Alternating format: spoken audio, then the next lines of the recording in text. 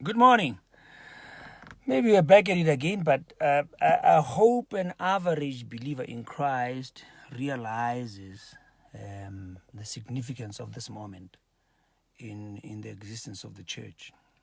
The year was 325, after the church had gone through major persecution since Lord Jesus died and the apostles died.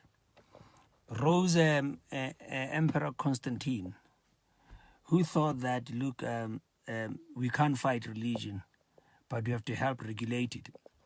That's history now. That's 325 AD, more than 1800 years ago. And Constantine called the church people, and the church people are very relieved that you have saved us from persecution.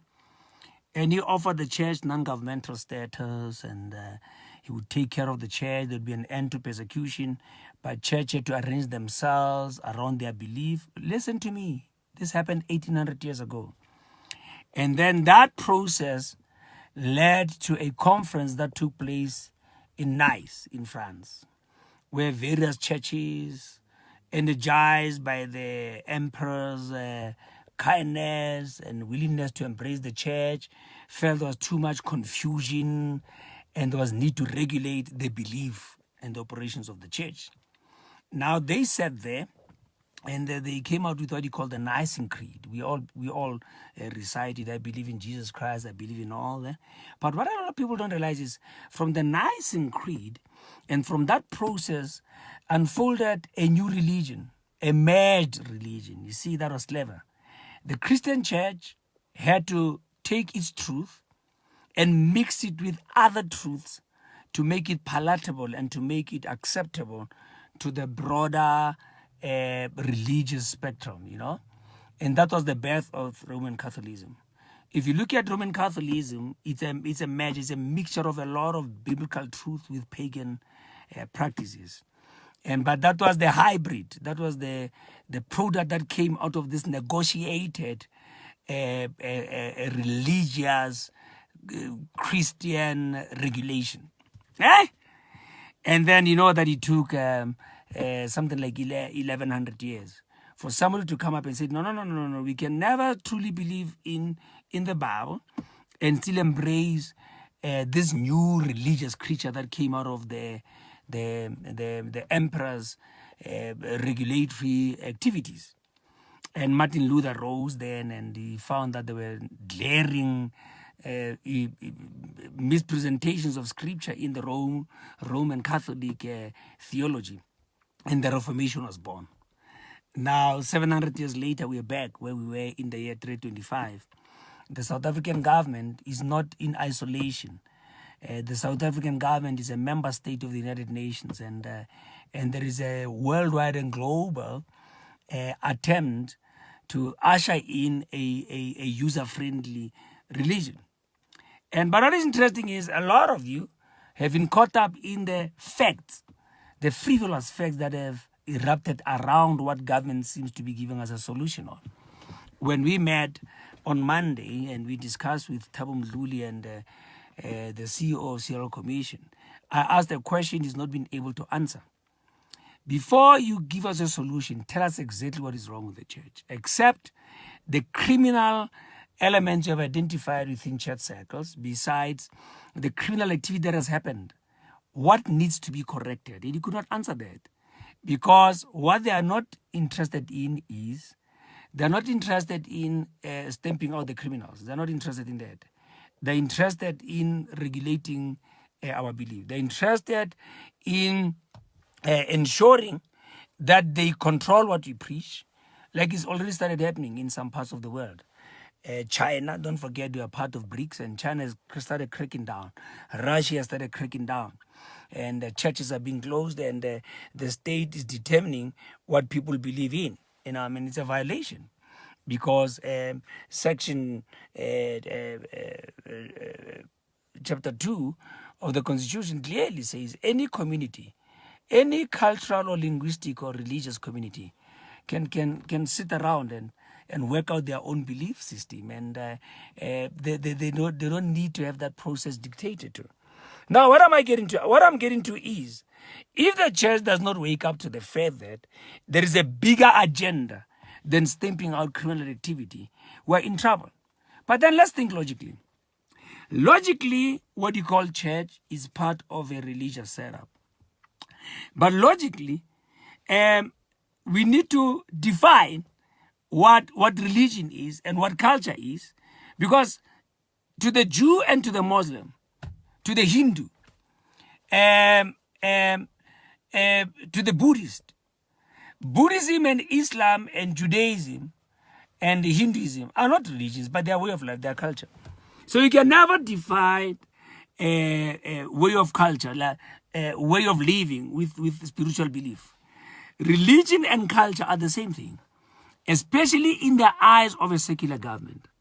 Now, there's a problem there, because from the onset you begin to realize that you are sitting with this whole cultural religious world, and you have gone out there and singled out church for regulation. And the question that needs to be asked is, shouldn't you have sat down and look at the whole cultural religious world and started regulating at that level? But they know they won't regulate. They won't regulate around that, because then it brings issues, it creates issues. Because where I sit now, as a philosopher, as a theologian, and as a community leader, religion by definition is one's attitude and beliefs about the supernatural. You see now that gives us a problem?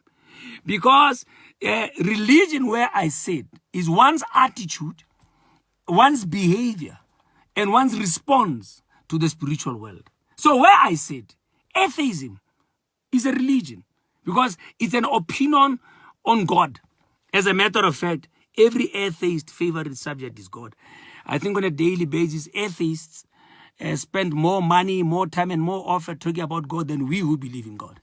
So atheism is a religion, because it captures their attitude towards the existence of the existence or non-existence of a supernatural deity. So atheism is a religion, where I sit. Now, ancestral worship is a religion, where I sit. Because I believe that Jesus, who lived and died, is my mediator with God. And ancestral worshipper says, no, those who departed. So, in a crude sense, you'd say Jesus is my ancestor. In a crude sense. Because I believe that he left this earth and he forever lives to intercede for me. Ancestral worshippers believe that their ancestors who departed from this world are negotiating that, are transacting on their behalf. So, where I am, you can't talk about regulating my Christian faith and not regulate ancestral worship. But to what extent would you regulate ancestral worship? To what extent would you regulate Judaism? Is that somebody is born a Jew, someone is born a Muslim, someone is born a Hindu, someone is born a Buddhist. You know? You understand what I'm saying to you? Now, you started at a point that has exposed your real motives. The real motive and is not to resolve the confusion, is not to resolve the corruption in the church, but is to clamp down. So it is not about you caring about the guy who rapes people. Because let me tell you, it's not that you care about the guy who eats church funds. Because let me tell you, people have been raped in traditional healers' houses. People are raped in mosques. People are raped and everywhere. Rape is evil. And as I said to you yesterday, it's not evil because it's committed by a preacher. It's evil because it's committed at all.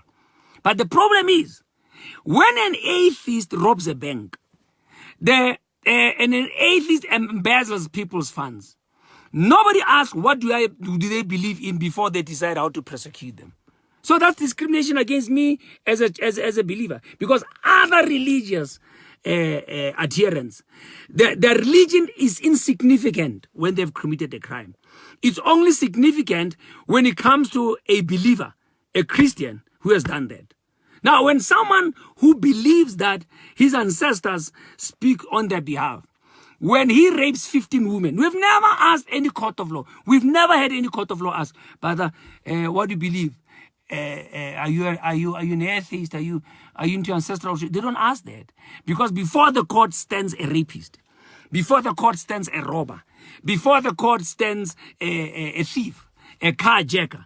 Now, when it comes to me, why should he say, because you haven't identified, and forget now, in a country where 78% of people claim to be Christian, look, the probability of some Christian committing a crime is higher. The Muslims are less than 1%. The Hindus are even lesser. The Jews even far less. So on probability alone, it's obvious that most of the people who stand before courts will be Christian. Should their belief come into play when you have to prosecute them for the crime they committed? Should you say you have committed these crimes because your belief is not regulated? You can't say that. I am submitting to you that this whole course the Social Commission has taken is unconstitutional and therefore criminal. And it has not taken into consideration the constitutional rights of every South African they're supposed to be protecting. Now, you cannot, I'm saying to you, I can rob a bank. Obviously, every bank robbery takes place in a bank. But the banking sector is highly regulated. Regulating the banking sector has not done away with the fact that certain crimes happen there. How is regulating church going to exterminate crime within church circles? Prosecute the criminals, prosecute the robbers, prosecute the rapists. Forget about their religion, because their religion has nothing to do with why they commit crimes. Right now, we've had in the USA, we've had in South Africa, several deaths that took place in mosques. Has anybody spoken about regulating Islam? We need to wake up, church. We need to completely refuse to cooperate with a process that discriminates against our belief. Because there's no neutral agent. Everybody is a believer in the supernatural world. But why is it that it's only when it comes to Christians that your personal belief, which you have a constitutional right to adhere to, comes into play when you have to be prosecuted? The church needs no regulation. There are enough and law enforcement agencies to deal with any crime. Look at the SARS. SARS is no religion. Look at the corruption in SARS. Is SABC a religion? Look at the corruption in SABC. Is the SAA a religion? Look at the corruption takes place in society, especially in the eyes of a secular government. When you start attaching someone's personal belief to the crime they committed, you are discriminating against them. We are all cultural religious beings. And if you're going to regulate one sector of the culture, one sector of religion, you have to regulate all. But how are you going to begin to even regulate that? We're going to set up peer review structures for ancestral worshippers. We're going to set up peer review structures for atheists. This is a folly attempt at trampling on my constitutional rights. I still say we need to do two things. We need to take this matter to the Constitutional Court and to prove that the Social Commission is operating outside its mandate. Two, we need to press that this Kaluva lady should step down. She's not an impartial player in all this. She already made certain public utterances that show her bias against our Christian faith. And thirdly, we need to completely categorically reject any attempt at regulating us to any extent. Enjoy your day.